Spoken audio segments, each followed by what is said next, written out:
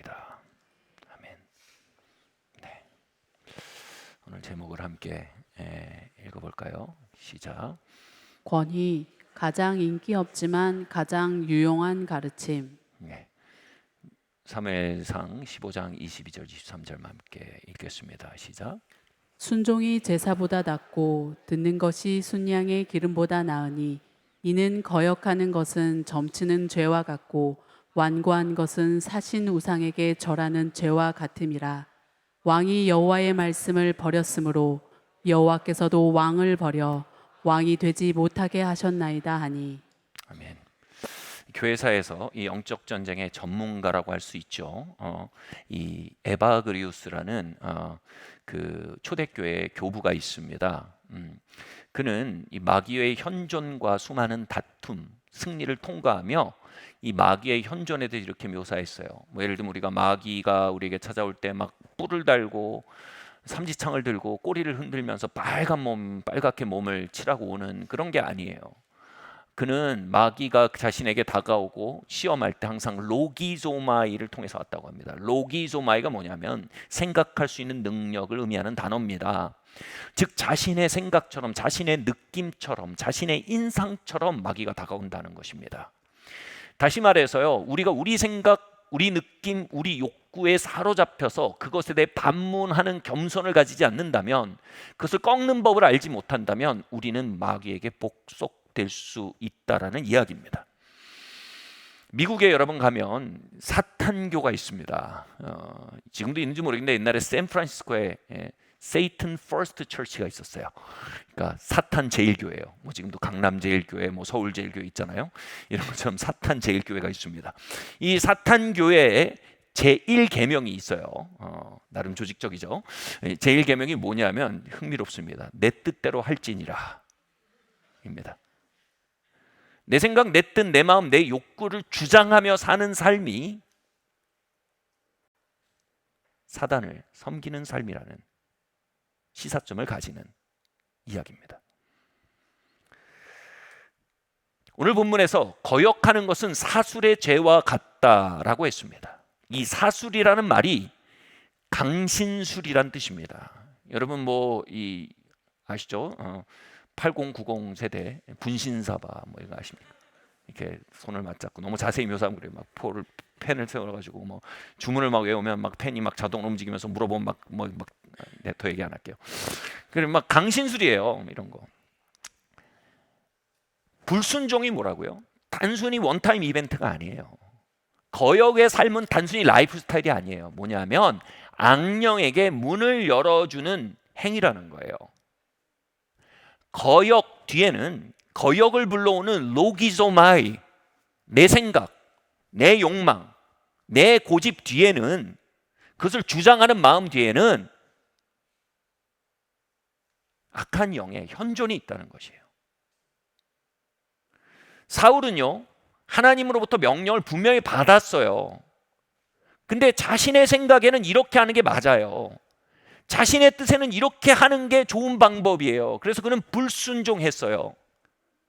그것에 대해 사무엘이 얘기한 거예요. 불순종은 사술이다. 그게 단순히 당신의 생각이 아니라 그게 로기조마이다. 불순종은 악한 영에게 문을 열어준 행위다. 여러분, 누군가 눈을 두드려요. 똑똑똑똑. 누굽니까? 당신 친구입니다. 강도예요. 문을 열어줘요. 그게 원타임 이벤트로 끝납니까? 들어오면 어떻게 합니까? 제일 먼저 여러분을 협박해서 여러분을 포박할 거예요. 여러분 억어할 겁니다. 그 다음에 여러분의 세간을 늑탈할 거예요. 예수께서 말씀하셨어요. 도둑이 온 것은 죽이고 도적질하고 빼앗기 위함이라. 사단에 대한 얘기입니다. 사단의 로기조마이의 목적은 언제나 죽이고 빼앗고 도적질하는 것입니다. 사울에게 찾아온 로기조마의 강도는요, 불순종과 거역을 불러오는 욕망, 사고, 고집을 통해 그 삶을 노크했던 것입니다.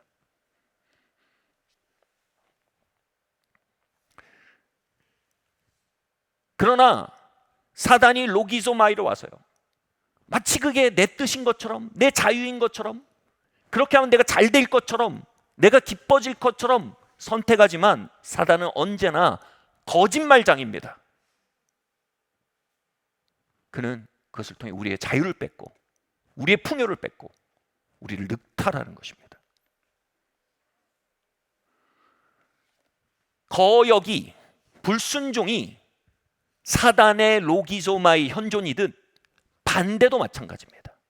하나님께 순종하는 선택은요, 한 번의 사건이 아닙니다. 그것은 우리의 삶을 진정으로 일으키고 풍요케 하고 살리는 분을 향해 문을 여는 행위입니다. 그분이 들어오셔서 우리의 삶을 다스리시고 회복하시고 늑탈당한 세간을 다시 채워나가시기 위해 주님은 순종의 노크를 우리에게 하시는 것입니다. 저에게 있어서 가장 순종하기 어려운 영역이 있었어요. 바로 재정의 영역이었습니다. 저는 젊은 나이에 신학교를 갔어요. 당시 저희 아버지도 회사에 다니시다가 신학교에 목회자가 되시고, 저희 큰형님도 신학교에 가시고, 저도 신학교에 가고, 가정은 누가 돌보나? 이 돈 문제 어떻게 푸나? 마음이 무거웠습니다. 이거 돈 문제 풀고 하나님 섬겨야 되는 거 아니냐? 하나님 뜻도 뜻이지만 일단 돈 문제 풀어야 되는 거 아니냐? 이러한 종류의 사고를 염려라고 합니다. 예수께서 이렇게 말씀하셨어요. 재정의 영역에서 이렇게 말씀하셨습니다. 함께 읽어볼까요? 시작. 그러므로 염려하여 이르기를 무엇을 먹을까 무엇을 마실까 무엇을 입을까 하지 말라. 그런즉 너희는 먼저 그의 나라와 그의 의를 구하라. 그리하면 이 모든 것을 너희에게 더하시리라. 재정에 있어서 하나님의 뜻은 명확했어요. 1번, 염려하지 마라. 2번, 먼저 그 나라 그 일을 구하라. 돈 문제 풀고 하나님 뜻하지 말고 하나님 뜻을 먼저 놓아라. 그래야만 뭐라고요? 이 모든 것을 너에게 더하실 것이다. 너희의 재정을 돌보는 하나님의 은혜가 염려치 아니하고 먼저 그 나라와 그 일을 구하는 순종을 통해 하나님의 은혜가 너희의 삶에 상륙할 것이다.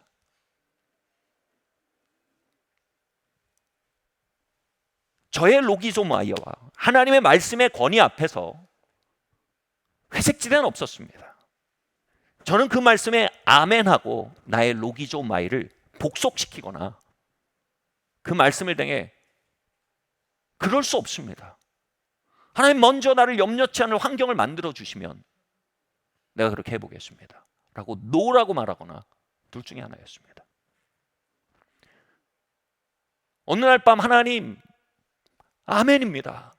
그러나 내 안에 끊임없이 일어나는 이 염려의 기운들, 이 라이프 스타일을 하나님 고쳐주십시오 하고 은혜를 구할 때 하나님 저의 삶의 새로운 영역들을 열어가기 시작하셨습니다. 다시 말해 순종을 선택한 겁니다. 그 과정 속에서 한 선교단체를 만나게 됐어요. 이 선교단체의 특징이 뭐냐 하면 저에게 재정에 있어서 많은 것을 가르쳐주는 단체예요. 자비랑 선교를 하는 단체였어요. 자비랑 선교가 영어로 faith mission이라고 합니다. faith mission이 뭐냐 하면 월급을 받지 않아요. 그리고 하나님께서 하나님을 섬기는 그 삶을 돌보아 주실 것을 신뢰하는 거예요. faith, 믿는 거예요. 그리고 하나님의 뜻을 행해 나가는 거예요. 선교사님들 그렇게 사는 거예요. 이거는 신학생인 저보다 어떻게 보면 더 하드코어인 거예요.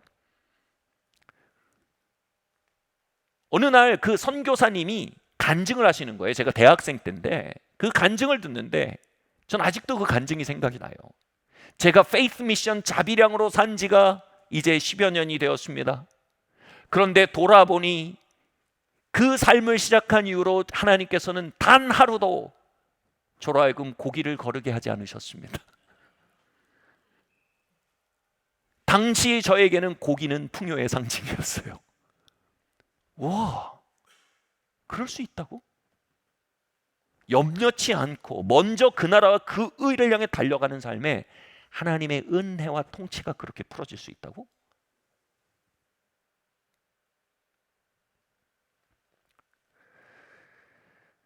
하나님의 말씀 안에 두 가지가 있어요. 하나는 방향성이고요.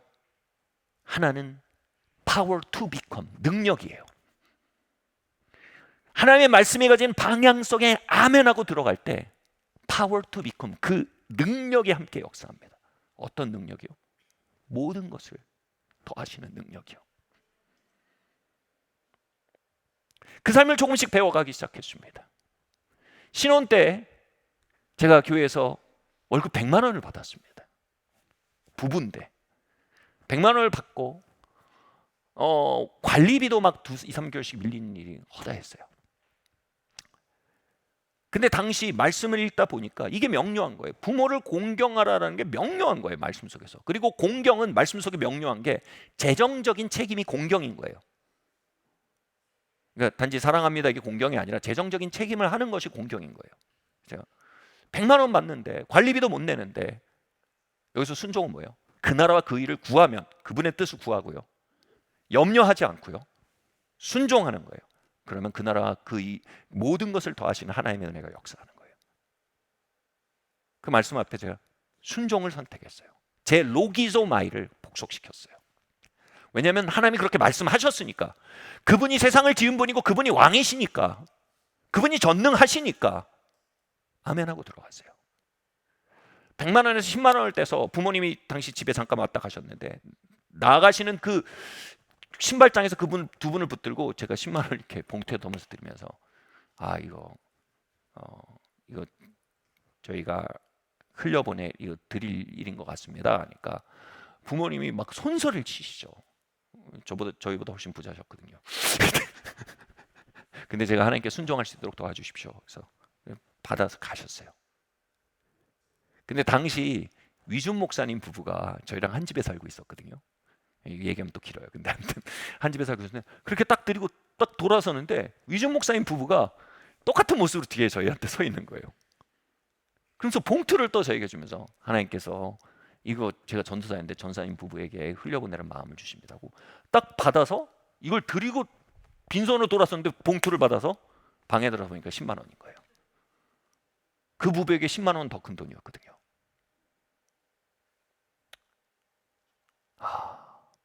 이런 세계가 있구나. 하나님이 이렇게 역사하시고 이렇게 돌보시는 세계가 있구나. 그렇게 저희는 교회를 개척하고요. 신혼생활을 시작하고요. 또 그 다음엔 단독 건물을 갖게 되고요. 그 다음에는 대안학교를 시작하게 되고요. 100만 원으로 믿음으로 드리며 살던 삶이요. 훨씬 더 많이 늘어나고요. 이제 1000만 원대를 믿음으로 운영하게 되고 억대를 믿음으로 운영하게 되고 하나님 교회 재정을 맡기시니까요. 마침내 이렇게 좋은 교회 건물도 주시고요. 신혼이었는데 이젠 딸이 셋이에요.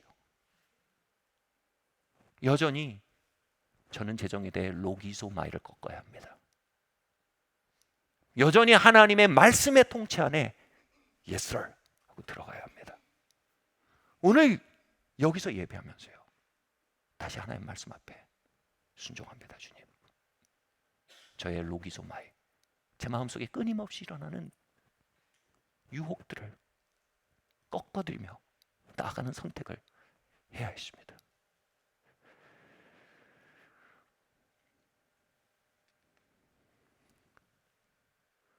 다음 말씀 한번 볼까요? 함께 읽겠습니다. 시작. 순종은 짧게 보면 우리를 꺾지만 길게 보면 우리를 세웁니다. 예레미야서 29장 11절 말씀 함께 읽겠습니다. 시작. 여호와의 말씀이니라. 너희를 향한 나의 생각을 내가 아나니 평안이요 재앙이 아니니라. 너희에게 미래와 희망을 주는 것이니라. 아멘. 성도가 성공적인 삶을 사는 데 있어서 정말 가장 중요한 개념이 있어요. 한 인생이 하나님의 목적을 이루며 사는데 가장 중요한 덕목이 있습니다. 이걸 영어로 delayed satisfaction이라고 합니다. 유보된 만족이란 개념입니다. 지난 8월에 저는 시티1 중고등학생들을 데리고 홍콩 싱가포르 캠퍼스 투어를 다녀왔습니다. 정말 세계 유수의 대학들을 방문하고 또 정말 훌륭한 곳들을 방문하고 아주 아름다운 경험들을 했어요. 그렇게 하루를 보내고 호텔에 돌아오는데 쭉 걸어오는데 교장 선생님이 저한테 온 거예요. 이사장님, 애들이 울어요.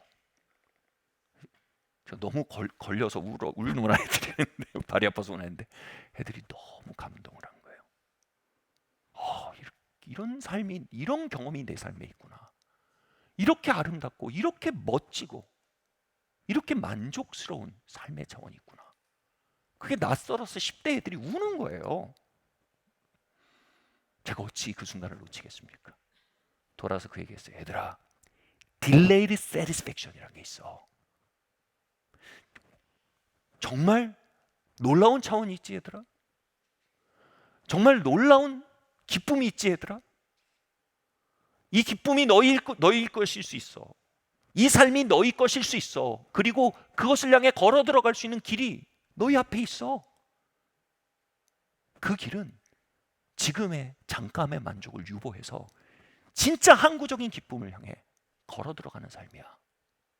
너희가 지금 핸드폰 액정 조그만 것으로 거기서 보면서 히히덕거릴 수 있지만, 남들이 사는 삶 보면서 부러워할 수 있지만, 너희가 그것을 유보하면, 지금 스스로를 절제하면 놀라운 삶이 너희를 기다리고 있는 거야. 요즘 CTL의 자율학습 시간이 용광로입니다. 아이들이 공부하는 거예요. 암묵적으로 이런 생각이 있었던 거예요. 아, 내가 지금 핸드폰을 내려야 하는 거, 내가 지금 내 자유를 절제해야 하는 거, 부모님의 만족을 위해서 내 만족을 희생하는 것이다 라는 암묵적인 사고가 있었던 거예요. 근데 그 생각이 깨진 거예요. 내가 지금의 욕망을 절제하는 것은 내 진짜 만족을 위해서다. 이건 나를 위한 일이다. 내가 지금 나를 깎아내는 것은 내가 진짜 일어나기 위함이고, 내가 지금 비워내는 것은 내가 진짜 채워지기 위함이다. 딜레이드 세티스팩션의 개념이 꽉 박힌 거예요. 이런 아이들을 막을 수 있는 게 별로 없습니다. 지금 예레미야서 29장 11절 말씀이 바로 그 맥락입니다. 얘들아, 너희를 향한 내 생각을 내가 안다. 하나님 말씀하시는 거예요. 재앙이 아니라 평강이요, 장래의 소망을 이루어주려는 것이다. 너희를 향한 나의 생각은 내가 안다라는 화법엔 기가 막힌 두 가지 전제가 있어요. 첫 번째, 우리가 우리 나름대로 하나님께 넘겨짓고 있는 게 있다는 거예요. 우리가 암묵적으로 가지는 인상이 있다는 거예요. 그게 뭐냐 하면, 하나님은 하나님 자신과 하나님의 왕국을 위해서 나를 쥐어짜서 그것을 충족시키려고 하신다. 순종하는 삶은 쥐어짜지고 탈탈 털리는 삶이다라는, 하나님과 하나님의 영광을 위해서. 그 암묵적인 사고에 대해서 하나님은 아신다는 거예요. 근데 그 넘겨짚음 아니다, 너희를 향한 나의 생각은 내가 안다 얘들아, 그것은 재앙이 아니다, 평강이다. 장래 너희의 비전을 이루어주려는 생각이다. 내가 너희를 낮춤은 너희를 세우기 위함이고, 너희를 비움은 너희를 채우기 위함이다.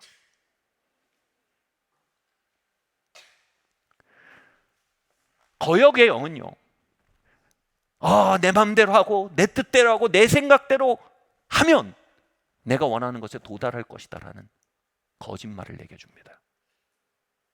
그래서 사울이 거역을 선택했고요, 그 결과 사울은 절대로 가고 싶지 않았던 길, 절대로 서고 싶지 않았던 곳에 서게 됐습니다. 순종의 영은요, 우리를 꺾고 낮추고 비우게 합니다. 그러나 정말로 우리가 서고 싶었던 곳, 정말 나아가기 원하는 곳에 우리를 세우고, 우리를 정말 채우고 일으킵니다.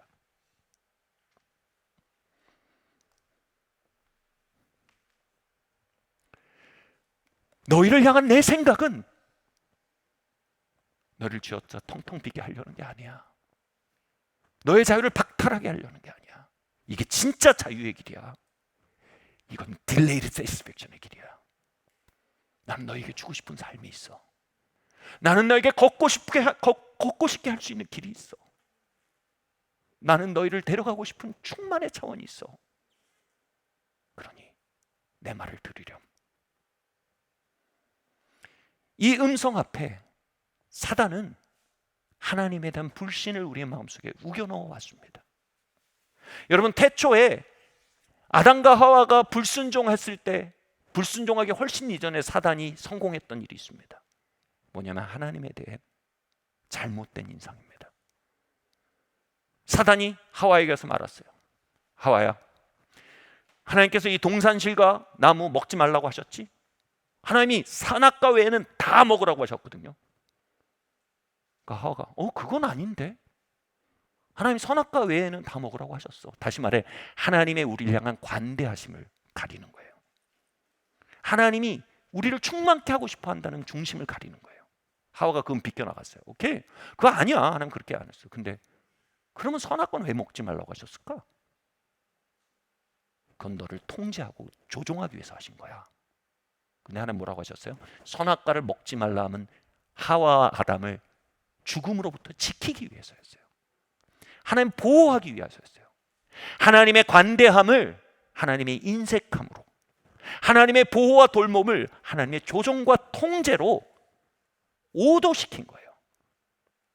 하와는 어느 순간 하나님이 그를 쥐어짜서 당신의 것만 세워나가는 보스로 보이게 만든 거예요. 그러나 그것은 사단의 거짓말입니다.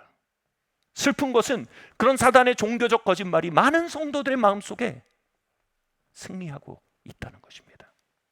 그래서 그들은 순종을 하며 두려워합니다. 그들은 순종하며 염려합니다. 그러나 하나님은 가져가는 분이 아니라 주는 분이십니다. 하나님 보스가 아니라 아버지십니다. 예수님은 아버지로 하나님을 소개하며 이렇게 말합니다. 좋은 것으로 주실 줄 아시는 분. 같이 말할까요? 좋은 것으로 줄 줄 아시는 분. 하나님은 taker, 가져가는 분이 아니라 하나님 giver, 주는 분이십니다. 하나님이 순종을 말씀하실 땐 주기 위함입니다. 하나님이 낮춤을 말씀하실 땐 세우기 위함입니다.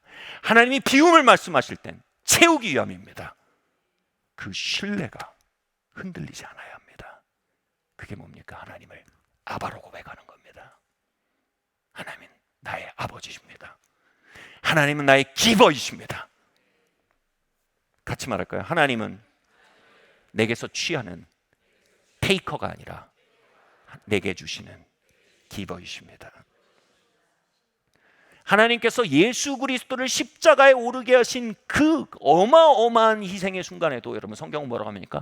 하나님께서 예수님에게 부활의 생명과 모든 이름 위에 뛰어난 이름과 모든 보좌 위에 높은 보좌를 주기 위한 과정이라고 성경이 말합니다.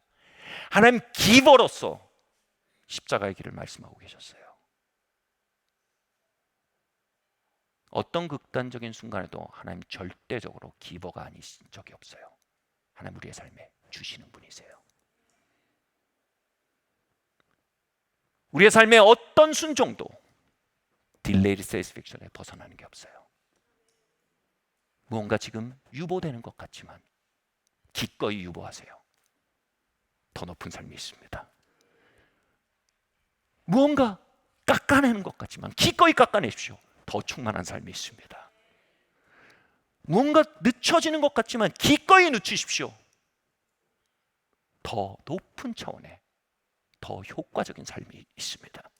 하나님은 우리의 아바이십니다.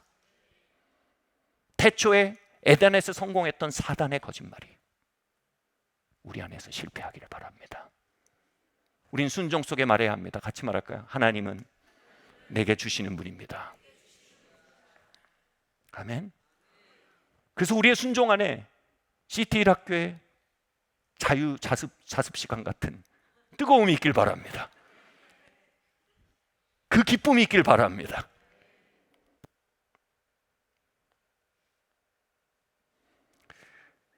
시편 91편 1절 말씀 함께 읽겠습니다. 시작.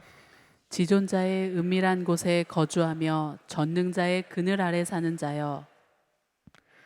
우리를 향해 선하신 아버지의 품이 우리를 향해 열려 있다. 이게 뭐예요? 지존자의 은밀한 곳에 거하는 자입니다. 우리의 마음속에 앵커를, 닷을 하나님의 선하심에 박는 거예요. 그리고 순종을 통해 하나님의 선하심이 내 삶에 풀어짐을 신뢰하는 거예요. 순종을 통해 진짜 충만으로 나아갈 수 있음을 믿는 거예요. 하나님 나의 보스가 아니라 내 아빠임을 믿는 거예요. 그렇게 우린 아버지의 품에 거할 수 있는데, 그게 뭐라고요? 전능하신 그늘, 전능자의 그늘 안에 거한대요. 그늘이라는 말은요, 성경에서 보호막을 의미합니다. 여러분, 대통령의 보호막이 있어요, 그죠? 구청장님의 보호막이 있습니다. 부장님의 보호막이 있습니다. 근데 여기서 말하는 건 뭐예요? 전능하신 분의 보호막이에요. 전능하신 분의 보호막에 어떻게 들어간다고요? 그분의 기버되심을 믿고 딜레이드 세티스팩션으로서의 유보된 만족으로서의 순종의 길을 뜨거움으로 응답해 나가는 삶, 그들은 하나님의 보호의 장막에 살아요. 하나님의 다스림 안에 살아요. 말씀이 가진 방향에 아멘하는 삶, 그들은 말씀이 가진 능력 안에 살아요. 그 능력은 무에서 유를 만든 능력이에요. 어둠 속에 빛이 있으람으로 빛을 만들어낸 능력이에요. 그 말씀이 우리의 로기조마이로 난입하고 있는 우리 내면 속에 선포되는 거예요. 그리고 그 로기조마이를 말씀 앞에 놔주는 거예요. 아멘. 주님, 주님이 세상을 지으셨으니 당신 앞에 순복합니다. 그때 하나님의 전능자의 그늘이, 그분의 보호가, 그분의 은혜가 우리의 삶에 계속적으로 공급된다는 것입니다. 할렐루야.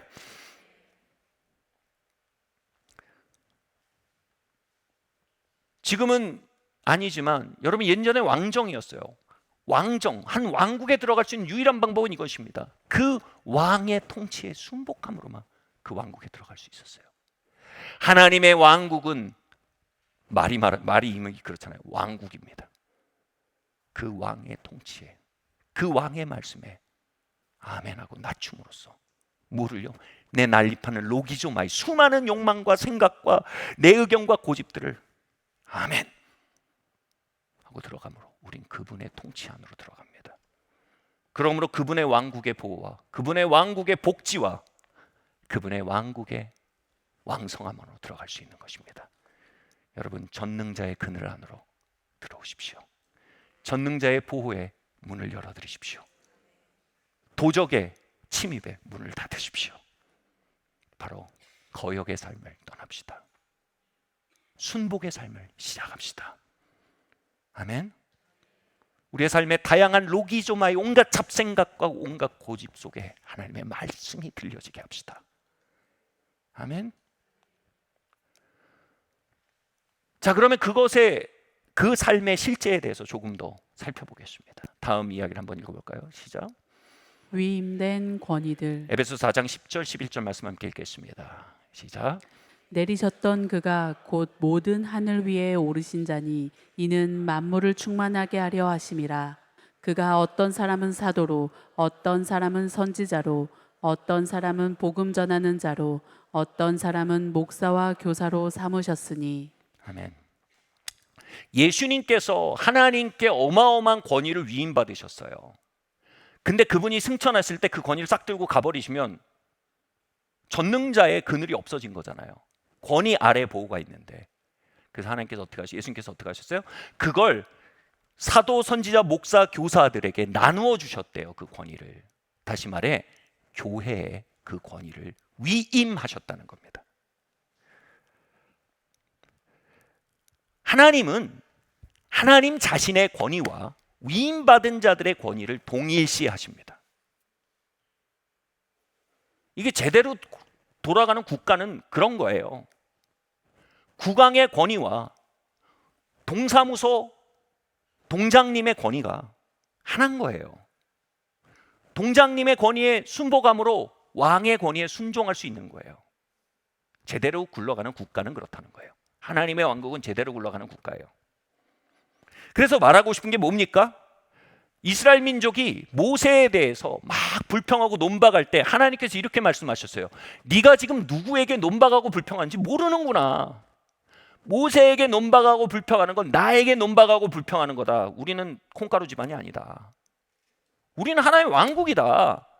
지금 내가 위임한 모세의 권위에 대해서 논박하는 건 지금 나한테 논박하는 거다, 이렇게 말씀하십니다. 이 사실은요, 사실 우리를 당황시키고 불편하게 만듭니다. 왜냐하면 우리 안에 이런 게 있어요. 우리가 하나님께는 순종하겠다, 오케이. 근데 사람들에게 난 순종하지 않겠다. 내가 하나님 앞에 겸손하겠다. 그러나 사람 앞에 날 낮추지 않겠다. 뭔가 멋있는 것 같은데 사실 그 뿌리는 높은 마음과 불순종이 있는 마음입니다. 나만 장군이라고 있습니다. 아람의 군대 장관이었어요. 당시 아람은 굉장한 강대국이었고 그의 군대 장관이면 얼마나 높은 사람인지 알 겁니다. 그가 이 한센스병이죠. 문둥병에 걸렸습니다. 그리고 이스라엘의 선지자 엘리사에게 치유를 받기 위해 군대 장관이 이웃 나라, 더 약한 나라에 찾아와서 엘리사의 집까지 왔어요. 근데 엘리사가 어떻게 응답하냐 하면, 나가서, 군대 장관님 나가서 좀 뭐 차라도 한 잔 마시고 이렇게 해야 되잖아요. 근데 자기 사환, 조수를 내보낸 거예요. 조수. 다른 말로 물 뜨는 자라 그러는데, 물 뜨는 자는 뭐냐면 엘리사가 이렇게 세수하려고 할 때 물 떠다 주고 발 씻을 때 물 떠다 주고 내가고, 이런 사람을 보낸 거예요. 뭐라고 하냐면, 저 요단강에 가서 7번 몸을 씻으라고 하십니다. 그러면 나을 거라고, 하나님 고치실 거라고 하십니다. 라고 사환이 말 그대로 띵 나와서 말 그대로 띡띡띡 말하고 들어간 거예요. 나만 장군이 굉장히 불편해졌어요. 아니, 내가 지금 아람 장군, 아람 국가의 장군이 여기 왔는데. 그래서 뭐라고 얘기합니까? 한번 읽어볼까요? 다음 말씀 함께 읽겠습니다. 시작. 나아만이 노하여 물러가며 이르되 내 생각에는 그가 내게 와서 서서 그의 하나님 여호와의 이름을 부르고 그의 손을 그 부위에 흔들어 나병을 고칠까 하였도다. 나 안 해, 이겁니다. 나 교회 안 다녀. 아니, 죄송합니다. 그의 이미 장군으로서 비대해진 자아가요, 에고가요, 하나님이 그 소박하고 일상적인 통로를 통해 자신에게 일한다는 걸 받아들일 수가 없었던 거예요. 그가 기대했던 거예요. 내 생각엔, 자기 생각이 뭐야? 자신의 비대한 에고에 기초한 기대는 이건 거예요. 엘리사가 차려입고 나와서 뭐라고요? 손을 흔들며, 막 성령의 능력 안에서 막 손을 들면서, 그리고 이렇게 이른다는 게 뭐예요? 여호와께서 말씀하십니다. 막 동굴 목소리로, 동굴 울림 목소리로 막 해서 주께서 요한강에 7번 씻으라고, 이런 걸 기대한 거예요. 근데 사환이 띡 나와서 7번 씻으라고 하십니다. 그럼 나을 겁니다. 그리고 띡 들어가는 거, 와, 아픈 거예요. 이 아픔을 뭐라 그래요? 자기애적 상처라고 하는 거예요. 하나님 겸손한 자에게 은혜를 주세요. 이건 하나님의 선호 방식이 아니고 하나님의 질서예요. 우리가 낮아지지 않으면 은혜가 흘러올 수가 없어요. 다시 말해, 하나님은 나아만을 고치고 싶으셨어요. 고치기 위해서는 반드시 나아만의 비대한 자를 다루셔야 했어요. 그 비대한 자를 다루는 굉장히 좋은 방식이 위임의 방식이에요. 하나님이 구름 타고 오셔서 천둥 같은 목소리로 나아만아, 요단강에, 옛설이죠. 거기서는 자아가 낮아질 기회가 없어요. 하나님의 은혜의 과학, 겸손한 자에게 은혜 주신 은혜의 과학을 충족시킬 수가 없어요.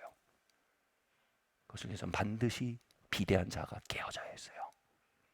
거기에 굉장히 효과적인 하나님의 방식이 권위 위임의 방식이에요. 아주 일상적이고 아주 소박하고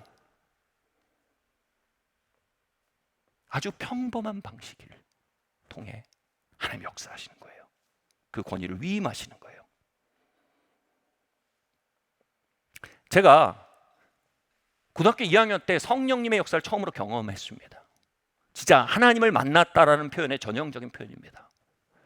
막 온 마음은 뜨겁고, 막 하나님의 사랑으로 막 내 모든 존재가 녹아버릴 것 같고, 머리끝부터 발끝까지, 엉치뼈까지 막 뜨거운 게 막 내려와서 막 전기가 왔다 갔다 하고, 막 내 마음속에 있던 트라우마, 몸에 있는 질병들이 그 속에서 막 치유되고, 울고 불고, 막 입에선 이상한 소리가 나오고, 막 누구나 보면 알 정도로 제가 하나님 만나구나, 그렇게 하나님 만났어요.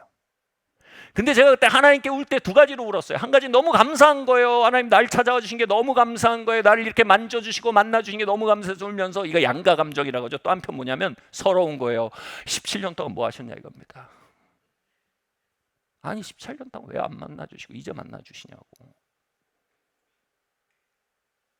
그 서러움 속에서 제가 막 서러워하는데 그 순간 뭘 보여주셨는지 아세요? 제가 어린 시절부터 제 삶에 언제나 있었던 주일학교 선생님들의 얼굴이 필름처럼 막 지나가는 거예요. 어떤 선생님은 저를 손을 잡고 울면서 기도했어요. 어떤 선생님은 자기가 막 떠드니까 그 떠드는 저희를 관심을 얻기 위해서 목소리를 높이고 막 퍼포먼스를 하시면서 막 말씀을 어떻게든 전달하려고 애를 쓰셨던 선생님. 제 사는 이야기를 듣고 기도해주고 싶었던 선생님. 때론 경책하고 바로잡으려고 하셨던 선생님. 이 선생님들의 얼굴이 쫙 지나가는 거예요. 하나님이 나에게 찾아오시지 않으셨던 게 아니에요. 하나님은 사환을 통해 제게 언제나 방문하고 계셨던 거예요. 내 마음에 나만이 다 지나쳐버린 거예요. 하나님 내게 말하고 있었고, 내 손 잡아주고 계셨고, 나와 동행하고 계셨고, 나를 고치고 계셨던 거예요. 그러나 그것을 받아들일 그릇이 제게 없었던 거예요. 그 놀라운 역사가 있고 나서 전 하나님과 매일 동행하게 됐어요. 매일 어떻게 동행했어요? 아침 기도마다 하나님 불로 만나시고 막 머리끝부터 발끝까지 막 또 훑고 막 몸의 질병을 치유하시고 마음의 고통을 치유하시고, 그런 기적이 계속 벌어지려면 기가 계속 병 걸려야 되잖아요. 계속 극단적인 어려움 가운데 있어야 되잖아요. 좋지 않아요. 이런 건강하고 좋은 방법은 굉장히 일상적이고 굉장히 평범하고 굉장히 소박한 방식으로 하나님 제 삶에 동행하셨어요. 말씀을 듣게 하시고 대화를 나누게 하시고 성도의 교제를 나누게 하시고 위로받게 하시고 경책받게 하시고 기도받게 하시고 차이가 있었어요. 이젠 제 마음의 눈이 열렸어요.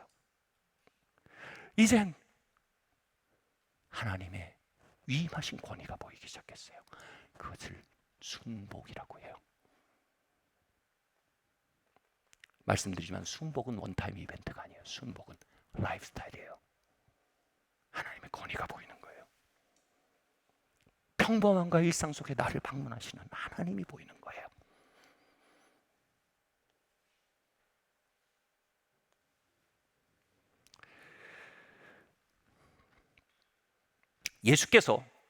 예수님이 크신 고향 마을에 사역하러 가셨어요.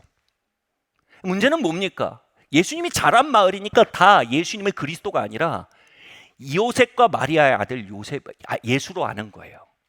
그 위에 임재하시는 하나님의 위임한 권위가 안 보이고, 우리 둘째 베스트 프렌드 예수, 걔가 예루살렘 가서 요즘 인플루언서래, 인플루언서. 그 목수 예수, 걔가 뭔 일이 터졌는지 언변이 풀렸대. 그 전업했나 봐. 이렇게 봐버리는 거예요. 그 위에 위임한 권위가 아니라 익숙함과 소박함에 가려져 하나님의 권위를 못 본 거예요. 그거에 대해서 성경이 뭐라고 합니까? 그들이, 잘 들어보세요, 믿지 아니함으로. 이렇게 합니다. 우리 일상 속의 믿음은요, 하나님이 위임하신 권위를 발견하고 그곳에서 나를 신방하신 하나님을 눈치채는 것을 믿음이라고 해요.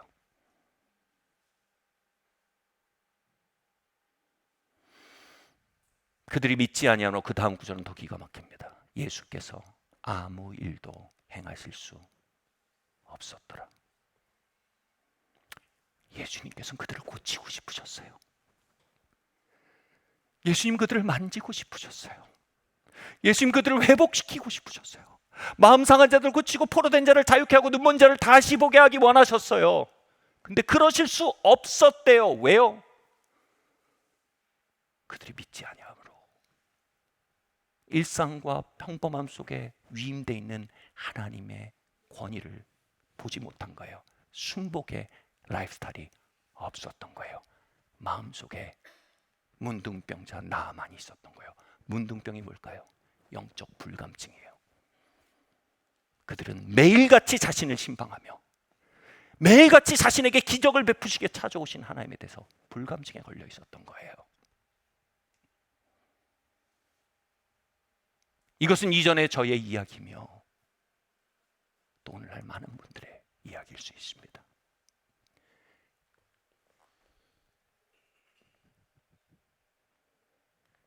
그들은 믿지 아니함으로 예수님의 어마어마한 기적과 치유와 회복과 계시를 손해 보았습니다. 나아만은 믿지 못함으로 나중에 나아만은 마음을 돌리고 사환의 말에 예스하고 아멘하고 요단강 일본법 문을 당기고 치유를 받습니다. 나아만은 그 엄청난 돌파를 상실할 위기를 겪었어요. 여러분, 우리의 삶은 그 위기 가운데 서 있습니다. 우리의 삶은 어쩌면 수많은 기적과 수많은 계시와 수많은 인도하심과 수많은 치유를 손해보고 살아가고 있을지도 모릅니다.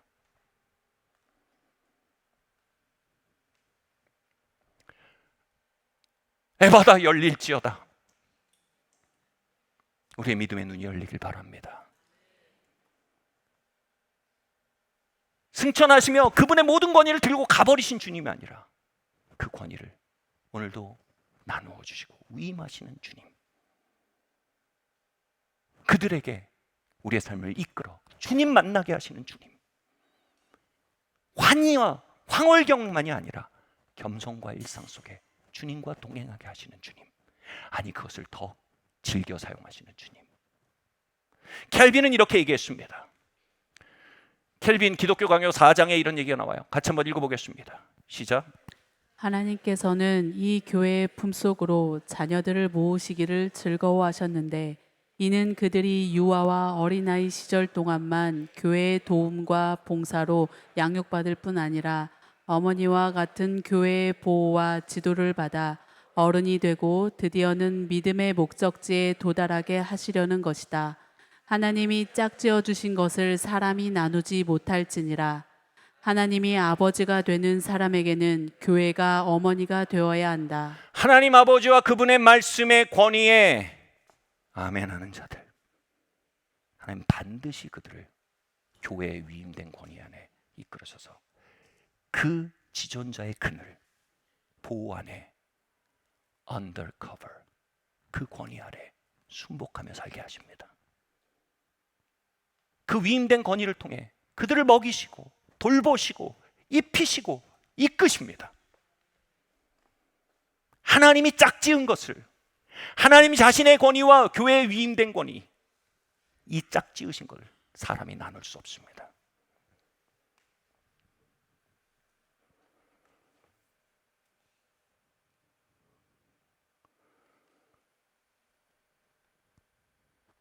(1900년대) 중반에 미국에 치유의 부흥이라는 굉장히 강력한 운동이 있었습니다.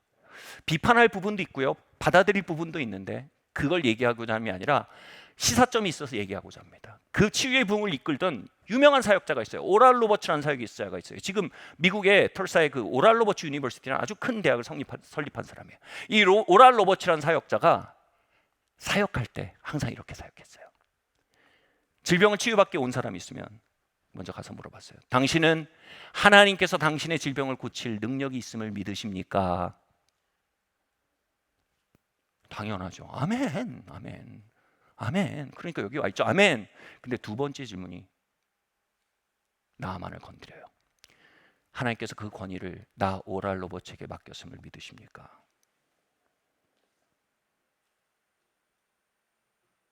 사환이에요. 물드는 사람이에요. 아멘. 하나님의 위임된 권위를 봅니다. 그럼 그들에게 손을 얹고요, 그때 놀라운 하나님의 역사들이 있었다고 합니다.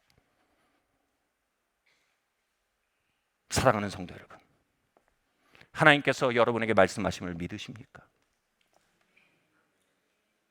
하나님께서 그 말씀을 교회에 맡기셨음을 믿으십니까? 하나님께서 여러분을 고치실 능력이 있음을 믿으십니까? 하나님이 그 권위를 하나님의 사람들에게 맡기셨음을 믿으십니까? 하나님 우리의 삶을 거치고 세우고 충만케 하실 분이심을 믿으십니까? 그 하나님께서 여러분에게 셀을 주시고 셀 리더들을 보내셨음을 믿으십니까? Undercover, 지존자의 은밀한 곳에 거하는 자는 전능자의 그늘 아래 거할 수 있습니다. 아멘. 주님, 나는 그 아래로 들어가겠습니다.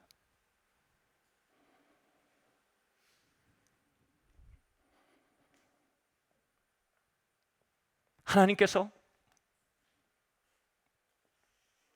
지체들과 사역자들의 귀를 통해 여러분의 이야기를 경청하고 계시면 아십니까? 그들의 문안과 환영을 통해 하나님께서 여러분을 환영하고 계심을 믿으십니까? 그들의 중보와 권면을 통해 하나님께서 여러분을 위로하시고 힘주시고 일으켜 세우심을 아십니까?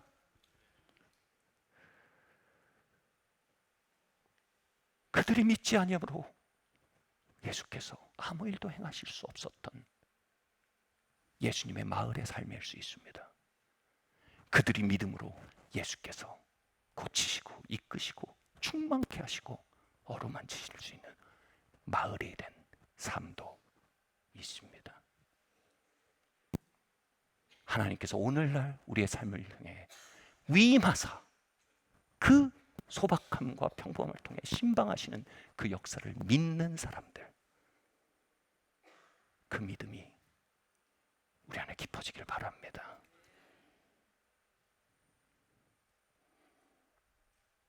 지난주 셀리더 전화를 받으셨나요? 씹지 마십시오.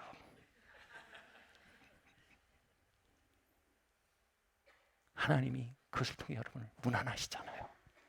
얘들아, 잘 사느냐? 나는 너에게 관심이 무척 많단다.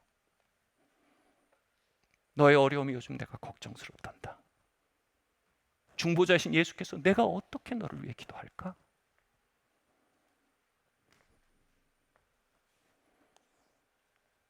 데살로니가전서 2장 13절 말씀 함께 읽겠습니다. 마지막 말씀이에요. 함께 읽겠습니다. 시작. 이러므로 우리가 하나님께 끊임없이 감사함은 너희가 우리에게 들은 바 하나님의 말씀을 받을 때에 사람의 말로 받지 아니하고 하나님의 말씀으로 받음이니 진실로 그러하도다. 이 말씀이 또한 너희 믿는 자 가운데서 역사하느니라. 여기서 역사한다는 말은요, 하나님의 권능과 충만이 함께한다는 것입니다. 그들 가운데 데살로니가 교회 하나님의 권능과 충만으로 말씀이 역사하는 것에 바울이 이렇게 얘기하지 않았어요? 내가 얼마나 말씀을 오래 연구하는지 아느냐, 내가 말씀 준비할 때 얼마나 기도하는지 아느냐, 내가 하나님과 동행을 얼마나 했는지 아느냐, 그래서 너에게 말씀이 능력으로 역사하는 거야 라고 말하지 않았어요. 뭐라고 얘기합니까? 너희가 말씀을 받을 때 사람의 말이 아니라 하나님의 말씀으로 받았도다. 그래서 말씀이 너희 가운데 능력으로 역사한다.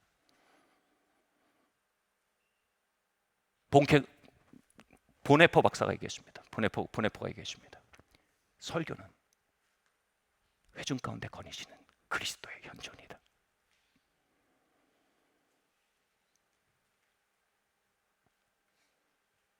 저는 한국교회 수많은 하나님의 사람들이 일으켜지고 정결한 사람들이 일어나길 기도합니다. 그러나 그것보다 어쩌면 더 필요한 것은 바로 이 문화일 것입니다. 그것을 단순히 사람의 사역으로 받지 아니하고 오늘 한 주에 날 찾아오신 하나님으로 환영하는 그 심령 말입니다. 바울이 하나님께 감사했던 그 심령 말입니다. 예수 그리스도께서 역사하셨던 열린 문이 되었던 그 믿음의 눈 말입니다. 제사장 여호수아가 제2성전기, 성전 재건기에 사역하는데 하나님이 분명히 성전을 재건하기 위해서 역사하고 계시는데 이 스피드가 안 나는 거예요. 그래서 스가랴 선지자가 기도했어요. 하나님 왜 이렇습니까? 하나님 보여준 게 뭔지 아세요? 리더였던, 당시 하나님의 권위를 위임받고 있던 여호수아가 막 참소를 받고 있는 거예요. 막 정죄를 받고 있는 거예요. 그래서 그 영이 이렇게 묶여 있는 거예요. 그래서 하나님께서 그걸 풀어내셨습니다. 그러자 그 일이 힘있게 흘러나가기 시작합니다. 그 정죄가 뭡니까? 마음속으로 하나님의 위임받은 사람들 판단하는 겁니다. 아, 이거 왜 이래, 이거 왜 이래, 이거 왜 이래, 이거 왜 이래. 스가랴를 통해서 보이는 거 뭡니까? 그 뿌리가 바로 참소자 사단이라는 것입니다. 이거 왜 이래, 이거 왜 이래, 이거 왜 이래. 성경이 말합니다. 장로에 대한 참소는요, 확실한 증거 두세 명이 있자는 받지도 마라. 그 얘기는 뭔지 아세요? 언제나요 영적으로 하나님의 권위를 위임받은 자는 사단의 참소 아래에 있습니다. 그 힘이 강력하게 역사하고 있습니다. 그래서 밑도 끝도 없는 참소의 생각들이 그들을 향해 일어난다는 거예요. 그러니까 확실하지 않으면 다 쳐내라는 겁니다. 교리적으로 문제가 있거나 도덕적으로 문제가 있거나 그리고 확실한 증거가 있으면 당연히 그건 다른 얘기입니다. 그럼 밑도 끝도 없는 건 다 쳐내라는 거예요. 왠 줄 아세요? 그러면 하나님 말씀으로 받을 수가 없어요. 그럼 하나님의 능력의 통로를 경험할 수가 없어요. 아, 그거 다 사람들이 하는 일. 이러고 나면요, 우리 자신이 은혜에서 끊어져요. 이건 여호수아를 위한 얘기가 아니었어요. 이건 당시의 회중들을 위한 얘기였어요. 저는 청년 시절에 하나님의 권위를 받은 위임받은 사역자를 만났습니다. 제가 또 신학생이라고 막 판단했어요. 아, 이거 신학적으로 이 설교는 너무 치우쳐 있고 너무 레디컬하고 막 그랬어요. 그래서 저분은 설교할 때 왜 저렇게 할까? 왜 이러고 밑도 끝도 없는 생각들이었는데 제가 너무 어려서 그 생각에 저를 맡겼어요. 놀랍게도요, 6개월 동안 모든 은혜가 끊어졌어요. 왜요? 하나님의 말씀으로 받을 능력을 상실한 거예요. 그리고 그 6개월은 제 인생 최대의 영적 암흑기였어요. 예배 동안 6개월 동안 초자연적으로 잤어요. 그리고 6개월 만에 회개했어요. 그리고 하나님 말씀이 회복되고 임재가 제 삶에 시작됐어요. 사랑하는 성도 여러분, 이것은 우리 모두의 싸움입니다. 우리 모두는 그 압력을 받고 있습니다. 밑도 끝도 없는 프레이밍, 밑도 끝도 없는 지적질의 마음들. 여러분 셀리더 옆에 가면 그런 흐름을 느낄 것입니다. 스가랴의 비전에 의하면 여러분, 그것은 우리가 깨뜨려야 할 장벽입니다. 아멘. 그렇게 하나님의 위임받은 권위들이 하나님의 통로로서 활짝 열려져 운행할 수 있을 때 유보되었던 하나님의 약속들이 속도를 내며 이루어져 가기 시작합니다. 유보되었던 기적과 위로와 하나님의 인도하심들이 선명하게 더욱더 역사해 가기 시작할 것입니다. 우리가 자리에서 일어날 때요, 우리가 그 흐름을 맞서서 일어납시다.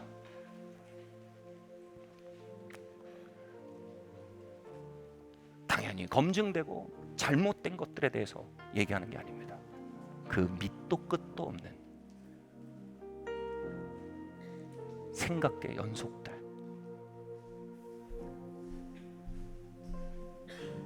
이제 우리가 순복의 그라운드를 지켜나가는 놀라운 승리가 이 자리에 있을 줄 믿습니다. 그 믿음의 창문이 더욱 활짝 열리는 놀라운 승리가 오늘 이 자리에 임할 줄 믿습니다. 우리 같이 한번 기도하고 찬양하겠습니다. 함께 기도할까요? 살아계신 하나님 아버지, 당신의 권위 앞에 나의 로기조마이를 순복시킵니다. 내 염려를 당신의 약속 앞에 순복시키며 나의 불안을 당신의 진리 앞에 순복시킵니다.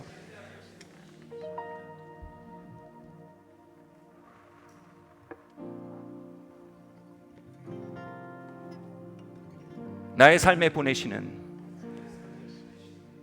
위임받은 권위들을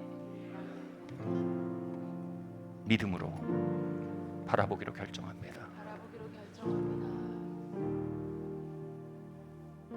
참소의 역류에 쓸리지 않으며 믿음으로 나의 기적과 나의 은혜와 나의 비추심들을 지켜내며 거슬러 가기를 원합니다. 나의 삶에 언제나 함께 하시고 언제나 귀 기울이시며 언제나 나를 위해 기도하시며 언제나 내게 말씀해 오신 하나님, 감사합니다. 내가 누려왔던 모든 것들이, 같이 고백할까요? 내가 지나왔던 모든 시간이, 내가 걸어왔던 모든 순간이 내가 걸어왔던 모든 순간이 그분은 함께 하셨습니다. 당연한 것 아니라 당연한 것 아니라 은혜였소. 아침이라 할렐루야. 아침 해가 뜨고 저녁의 노을,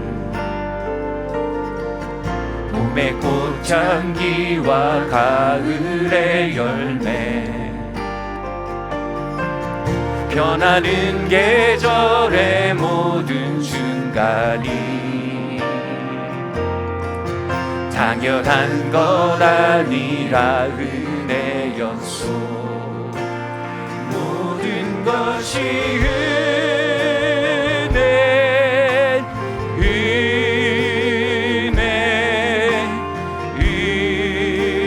은혜, 한없는 은혜. 내 삶에 당연한 것 하나도 없었던 것을, 모든 것이 은혜, 은혜였소.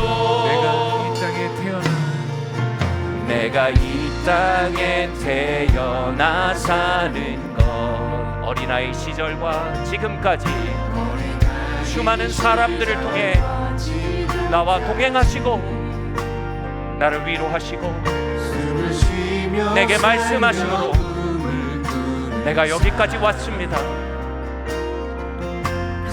그 은혜 안에 내가 예배합니다. 내가 하나님의 할렐루야. 내가 하나님의 자녀로 살며, 우리 한 목소리 고백합시다.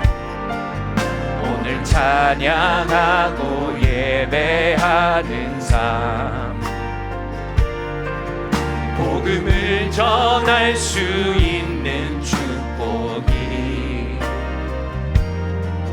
당연한 것 아니라 은혜였소. 모든 것이 은혜, 은혜, 은혜, 한없는 은혜. 내 삶에 당연한 것 하나도 없었던 것을, 모든 것이 은혜, 은혜였소. 모든 것이 주님 은혜 통로들로 인해 감사드립니다. 그 미소를 통해 나를 찾아오신 주님, 그 무단을 통해 나를 만드신 주님,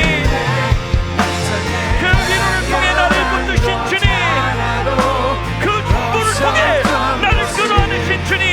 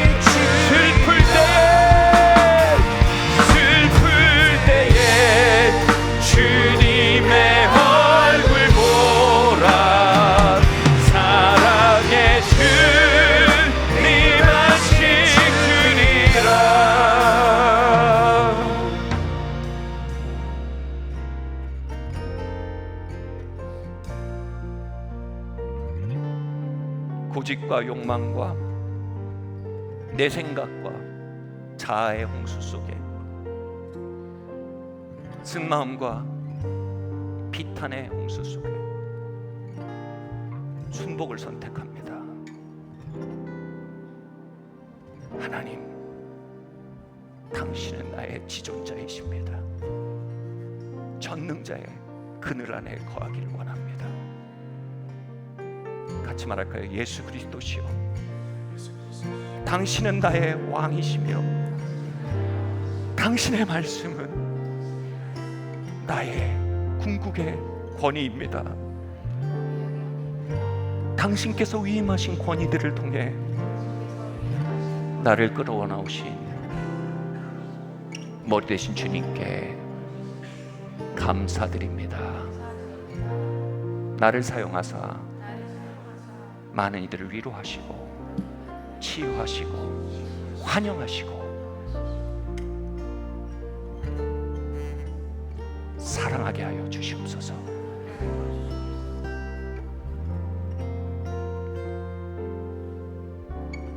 이 모든 말씀 살아계신 예수 그리스도 이름으로 기도드립니다.